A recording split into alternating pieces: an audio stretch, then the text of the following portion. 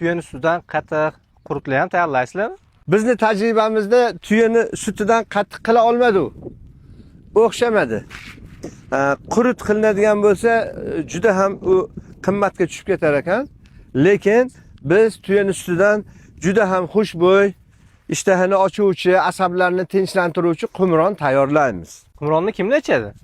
Qumronni asosan qon bosimi borlar, ich qotib qoladigan, asabi buzuq odamlarga, insultlarga berilsa, ularning qonini yuvishini hisobiga, asablarini tinchlantirishini hisobiga juda yaxshi foyda qiladi.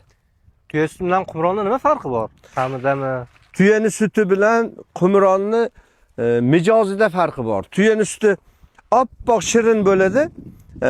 Tuyani sutidan tayyorlangan qumron nordonroq bo'ladi. Ana shuning uchun mijozi sovuq bo'ladi.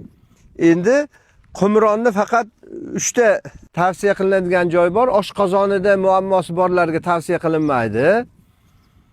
O'ta og'riq bo'lgan bemorlarga tavsiya qilinmaydi va kasali jiddiy bemorlarga, o'ta og'irroq kasallarga tavsiya qilinmaydi. Chunki tuyani sutidan tayyorlangan qumron odamning ichini bir oz surib davolaydi.